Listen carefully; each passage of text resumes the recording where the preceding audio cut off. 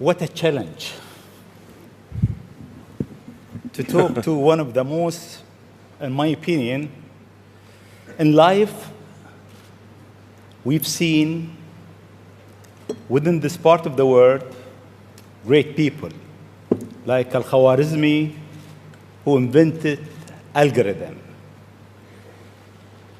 Globally, Newton, Henry Ford, the Wright brother, Albert Einstein, and Elon Musk.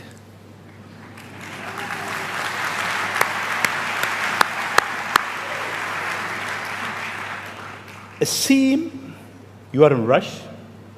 You want to go to places that nobody been. You are reinventing a certain industry, from the rocket industry with SpaceX to the car industry with Tesla. What's your mission in life? Why you do whatever you do? Sure. Well, first of all, thank you for having me.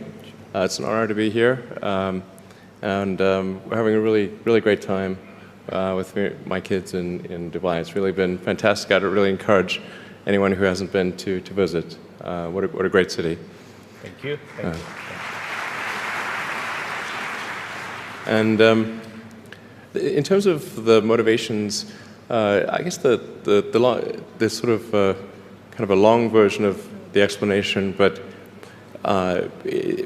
essentially, when I was a kid, I was wondering kind of what's the meaning of life, like why are we here, what's it all about, and I came to the conclusion that what really matters is trying to understand the right questions to ask. And the more that we can increase the scope and scale of human consciousness, the better we are able to ask these questions. And so I think that there's certain things that are necessary to ensure that the future is good. And some of those things are, in the long term, having long-term sustainable transport and sustainable energy generation,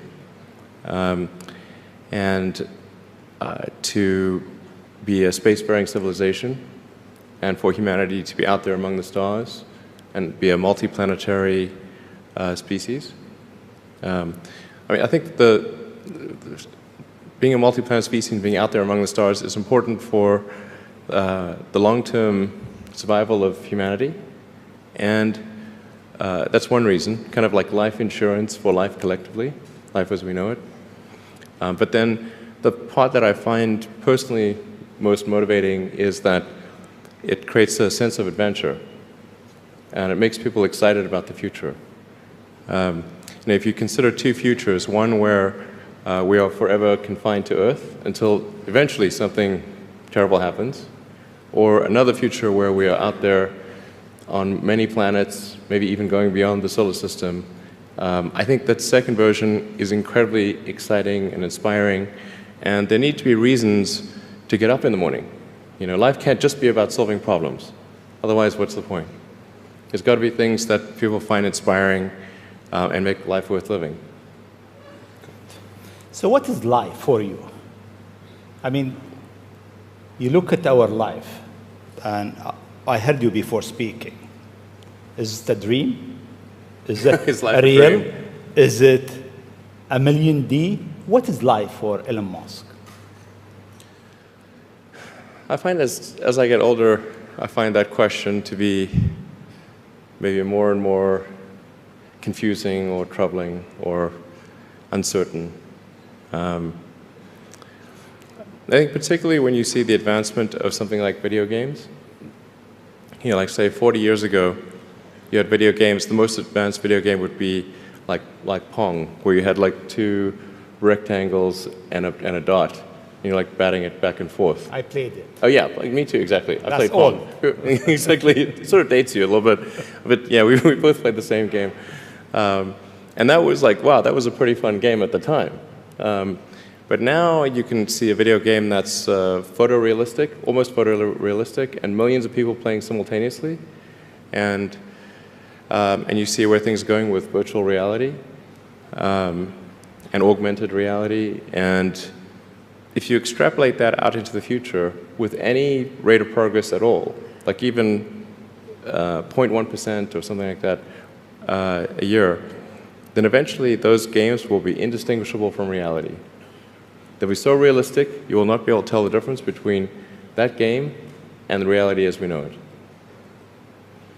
And then it seems like, well, how do we know that that didn't happen in the past and that we're not in one of those games ourselves? Interesting. Interesting.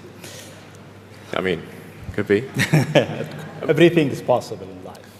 I mean, there's, like, I mean, yeah, particularly like things seem to be accelerating to something. Isn't it? I mean, if we look at our life, it seems in the past 100 years, life been accelerating quite fast. Yeah. In the past 20, It's much getting faster. faster and faster. Is it more slow? So my question is really, how life will be in Earth 20, 30, 50 years from now? Our education, our transport. How do you see it? Well, I think this is one of those things that's quite difficult to predict. When you think of, say, I mean, the first controlled powered flight was 1903 with the Wright brothers. And then 66 years later, we put the first people on the moon.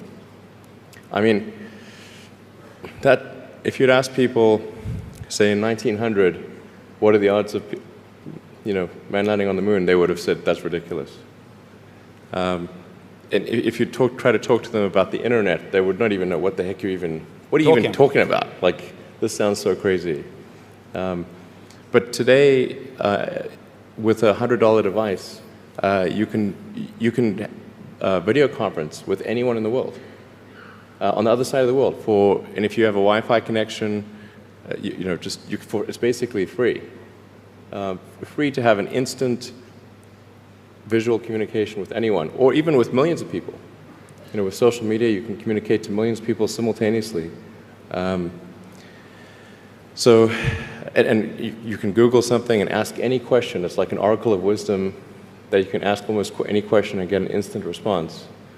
It would have been incredibly difficult to predict these things in the past, even the relatively recent past. So I think the one thing that we can be quite certain of is that any predictions we make today for what the future will be like in 50 years will be wrong. That's for sure. I mean, I think directionally, I can tell you what I hope the future has, as opposed to maybe what it will be, because this may just be wishful thinking. I mean, I hope we are out there on Mars and maybe beyond Mars, the moons of Jupiter. I hope we're traveling frequently throughout the solar system, perhaps preparing for missions to nearby star systems. I think all of this is possible within 50 years. And I think that would be very exciting to do that. And I think we'll see autonomy and artificial intelligence advance tremendously. I think that's actually quite near term. My guess is in probably 10 years, it will be very unusual for cars to be built that are not fully autonomous. 10 years. 10 years from now. Yeah. I think almost all cars built will be capable of full autonomy in about 10 years. As it is, the Tesla cars that are made today have the sensor system necessary for full autonomy, and we think probably enough compute power to be safer than a person. So it's mostly just a question of developing the software and uploading the software. And if it turns out that the compute power, that more compute power is needed, we can easily upgrade the computer. And so that's all Teslas built since October of last year. And other manufacturers will follow and do the same thing. So getting in a car will be like getting in an elevator. You just tell it where you want to go, and it takes you there with extreme levels of safety. And that'll be normal. It'll just be normal. Like for elevators, there used to be elevator operators. You get in, there'd be a guy moving a lever. Now you just get in, you press the button, and that's taken for granted. So autonomy will be widespread. I think one of the most troubling questions is artificial intelligence. And I don't mean narrow AI. Like vehicle autonomy, I would put in the narrow AI class. It's narrowly trying to achieve a certain function. But deep artificial intelligence, or what is sometimes called artificial general intelligence, where you could have AI that is much smarter than the smartest human on Earth. This, I think, is a dangerous situation. Why it is dangerous? I mean, there is two views. One view is artificial intelligence will help humanity. There is another school of thought is artificial intelligence is a threat to humanity. Why is it? Well, I think it's both. It's like one way to think of it is imagine we were going to be visited.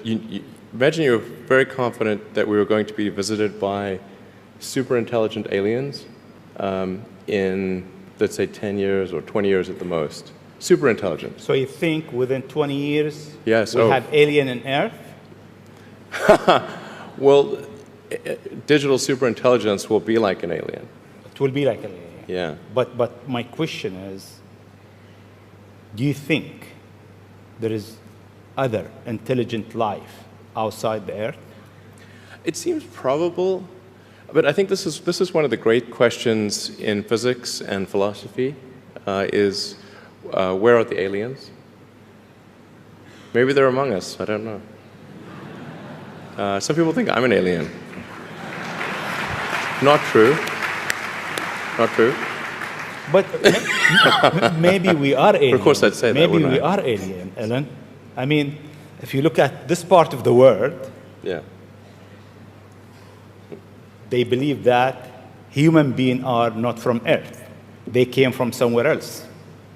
Eve Maybe. and Adam came from somewhere else to Earth. So in a way, human being alien to this land. Do you think we'll make contact with alien within the next 50 years? Well, that's a really tough one to say. I mean, if there are super intelligent aliens out there, they're probably already observing us. That would seem quite likely, and we just are not smart enough to realize it. But I can do some back-of-the-envelope calculations, and any advanced alien civilization that was at all interested in populating the galaxy, even without exceeding the speed of light, even if you're only moving at, say, 10 or 20% of the speed of light, you could populate the entire galaxy in, let's say, 10 million years. Maybe 20 million years max. This is nothing, in the grand scheme of things. Once you said you want to die on Mars, why? I don't, to be clear, I don't want to die on Mars. It's like, we're all going to die someday. And if you're going to pick some place to die, then why not Mars? Okay. If we're born on Earth, why not die on Mars? Seems like maybe it'd be kind of exciting. But so I think, given the choice of dying on Earth or dying on Mars, I'd say, yeah, sure, I'll die on Mars. But it's not some kind of Mars death wish. And if I do die on Mars, I just don't want it to be on impact. Okay. Got it. Yeah. Let's come back to Earth, actually. Okay. You tweeted that you are building a tunnel under Washington, D.C. Why? What is it? Well, it's a secret plot. Okay. Just between us. Okay. Nobody heard you? Yeah, exactly. Please keep that secret. I think this is going to sound a little, it seems like somewhat trivial or silly, but I've been saying this for many years now, but I think that the solution to urban congestion is a network of tunnels under cities.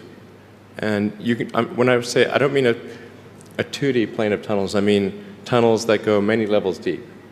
So you can always go deeper than you can go up. Like the deepest mines are taller than the tallest buildings. So you could have tunnels, a network of tunnels that is 20, 30, 40, 50 levels, as many levels as you want, really. And so given that, you can overcome the congestion situation in any city in the world. The challenge is just figuring out how do you build tunnels quickly and at low cost and with high safety. So if tunneling technology can be improved to the point where you can build tunnels fast, cheap, and safe, then that would completely get rid of any traffic situations in cities. And so I think that's why I think it's an important technology.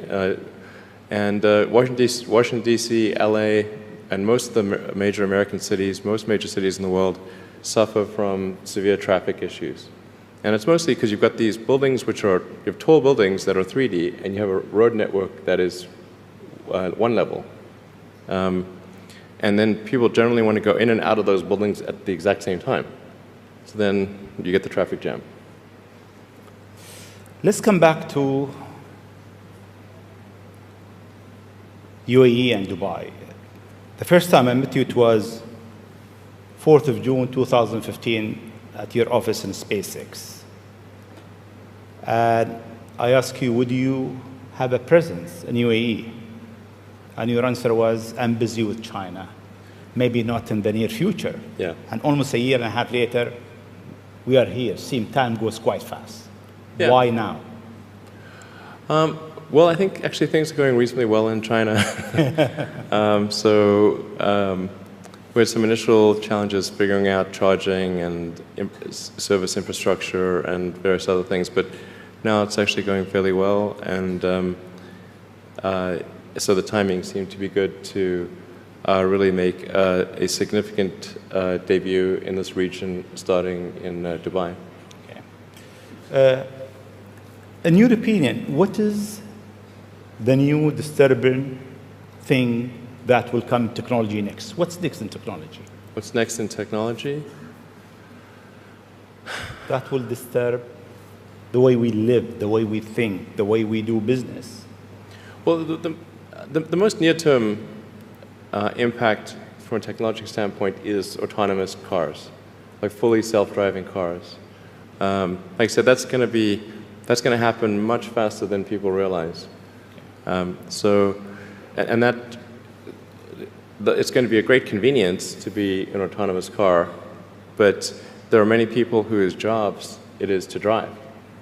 So in fact, I think it might be the single largest employer of people is driving in various forms. And so then we need to figure out new roles for what do those people do. But it will be very disruptive and very quick. Now, I should characterize what I mean by quick, because quick means different things to different people. There are over 2 billion vehicles in the world, approaching 2.5 billion cars and trucks in the world. The total new vehicle production capacity is about 100 million. Which makes sense because the life of a car or truck before it's finally scrapped is about 20, 25 years. So the point at which we see full autonomy appear will not be the point at which there is massive societal upheaval, because it will take a long time to make enough autonomous vehicles to disrupt employment. So that disruption I'm talking about will take place over about 20 years. But still, 20 years is a short period of time to have, I think, something like 12 to 15% of the workforce be unemployed. Yeah, thank you. This is the largest global government summit. We have over 139 governments here. if you want to advise government official to be ready for the future, what is three things or three advice you'll give them? Well, I think the first bit of advice would be to really pay close attention to the development of artificial intelligence. I think we need to just be very careful in how we adopt artificial intelligence and to make sure that researchers don't get carried away. Because sometimes what happens is a scientist can get so engrossed in their work, they don't necessarily realize the ramifications of what they're doing. So I think it's important for public safety that governments keep a close eye on artificial intelligence and make sure that it does not represent a danger to the public. Let's see. Secondly, I would say we do need to think about transport in general. And there's the movement towards electric vehicles, sustainable transport. I think that's going to be good for many reasons, but again, not something that happens immediately. That'll happen slower than the self-driving vehicles. So that's probably something that happens over 30 or 40 years, the transition to electric vehicles.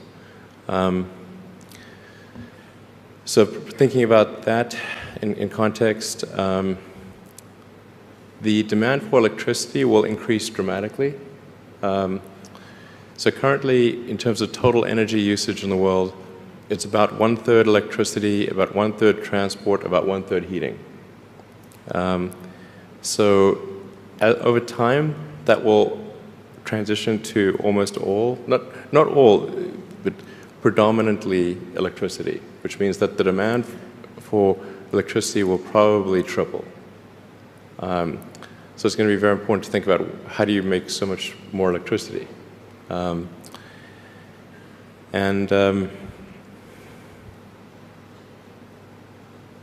Seem they have an easy job. That's it.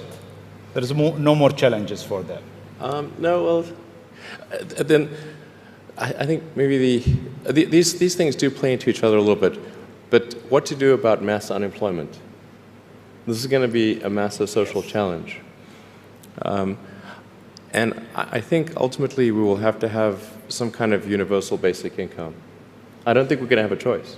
Universal basic income. Universal basic income. I think it's going to be necessary.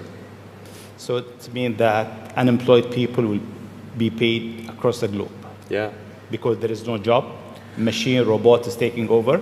There will be fewer and fewer jobs that a robot cannot do better. Okay. That's simply and I want to be clear that these are not things that I think that I wish would happen. These are simply things that I think probably will happen. And if my assessment is correct and they probably will happen, then we need to say, what are we going to do about it? And I think some kind of a universal basic income is going to be necessary. Now, the output of goods and services will be extremely high. So with automation, there will come abundance. There will be almost everything will get very cheap.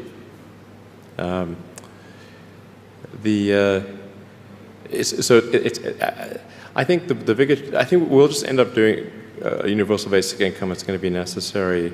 The harder challenge, much harder challenge, is how do people then have meaning? Like a lot of people, they derive their meaning from their employment. So if you don't have, if you're not needed, if there's not a need for your labor, how do you? What's the meaning? Do you have meaning? Do you feel useless? That's a much harder problem to deal with. And then how do we ensure that the future is going to be the future that we want, that we still like? No, I mean, I do think that there's a potential path here which is, and we're really getting into science fiction or create sort of advanced science stuff, but having some sort of merger with biological intelligence and machine intelligence. To some degree, we are already a cyborg. You think of like the digital tools that you have, your phone, your computer, the applications that you have, like the fact that, as I was mentioning earlier, you can ask a question and instantly get an answer from Google or from other things.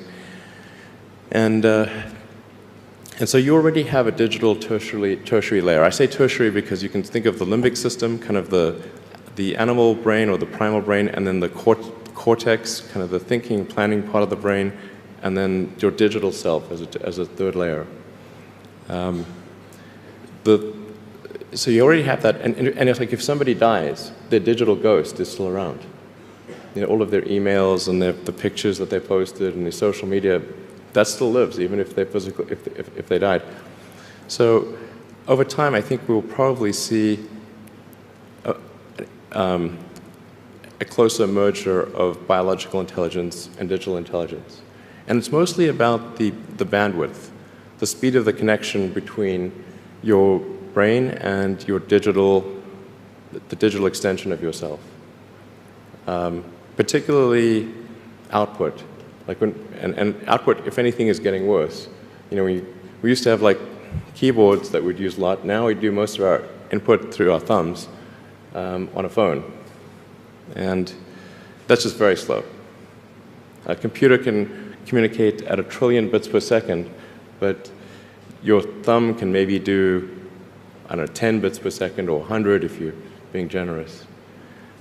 So some high bandwidth interface to the brain, I think, will be something that helps achieve a symbiosis between human and machine intelligence, and maybe solves the control problem and the usefulness problem. Getting pretty esoteric here. I don't know if this is... It's close. Okay. We got it. Always you think out of the box. Your idea is so huge. You want to go to space. You decided to go to space. You did it. You decided that you want to land your rocket back. You failed 7 times, 8 times. Yeah, something like that. Then it landed. More times than I care to count. Yeah. How do you come with this idea, actually? Sometimes they're pushing the human limit. You are always pushing the human limit. Why? Well, I think about what technology solution is necessary in order to achieve the particular goal, and then try to make as much progress in that direction as possible. So in the case of spaceflight, the critical breakthrough that's necessary in spaceflight is rapid and complete reusability of rockets, just as we have for aircraft. You can imagine that if an aircraft was single use, almost no one would fly.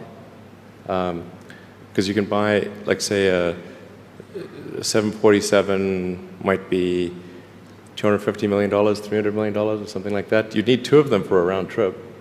But nobody's going to pay millions of dollars per ticket to fly, to do air travel. But because you can reuse the aircraft tens of thousands of times, the air travel becomes much more affordable. And the same is true of rockets. So our rocket costs $60 million, roughly. So the capital cost, if it can be used once, is $60 million. But the capital cost, if it can be used 1,000 times, is $60,000. So then if you can carry a lot of people per flight, then you can get the cost of space flight to be something not far from the cost of air flight. So it's extremely fundamental. Because Earth's gravity well is quite deep, Earth has a relatively, fairly high gravity, the difficulty of making a rocket reusable is much greater than the difficulty of making an aircraft reusable.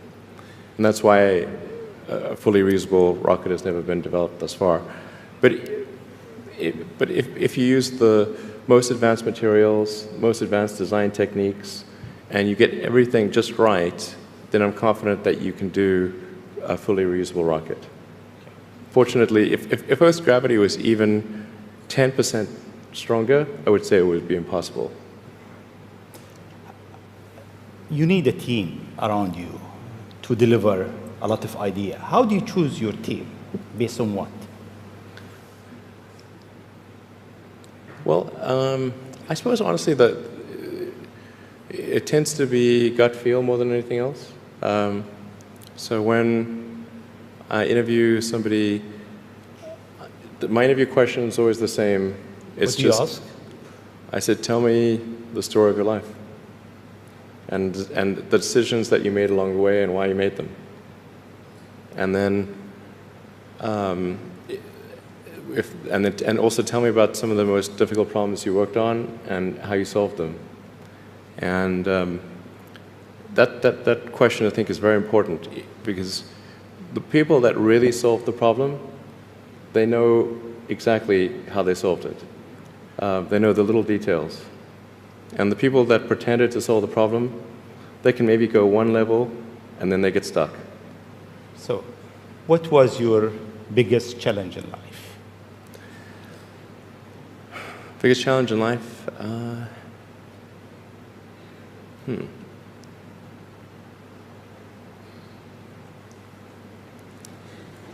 No challenge.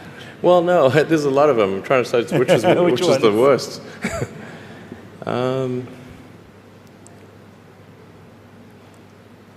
I think just thinking about how to spend time. One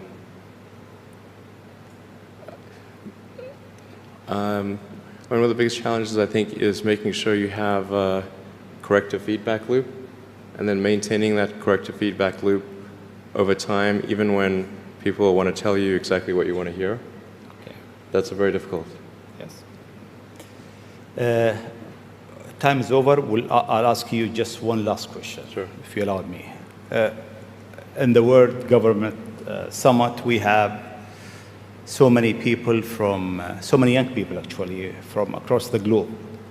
If you have an advice to them, young people globally who want to be like Elon Musk, what's your advice to them?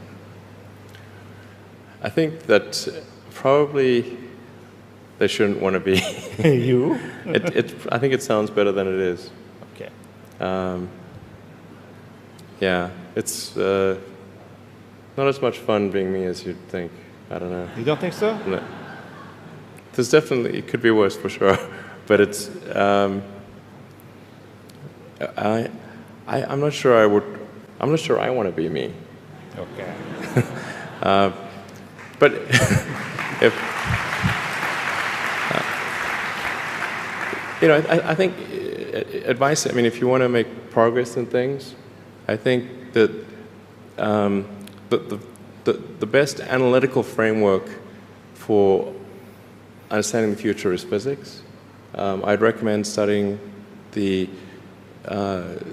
thinking process around physics, like not the equations. I mean, the equations certainly they're helpful, but the way of thinking in physics is it's the best framework for understanding things that are counterintuitive. And you know, always taking the position that you're to some degree wrong, and your goal is to be less wrong over time. One of the biggest mistakes people generally make, and I'm guilty of it too, is wishful thinking. You know, like you want something to be true, even if it isn't true, and so you ignore the things that you ignore the real truth because of what you want to be true. This is a very difficult trap to avoid, and like I said, it's certainly one that I find myself in having problems with. But if you just take that approach of you're always to some degree wrong, and your goal is to be less wrong, and solicit critical feedback, particularly from friends. Like friends, particularly friends, if somebody loves you, they want the best for you. They don't want to tell you the bad things. So you have to ask them, and say, really, I really do want to know. and then they'll tell you. Thank you very much. It's been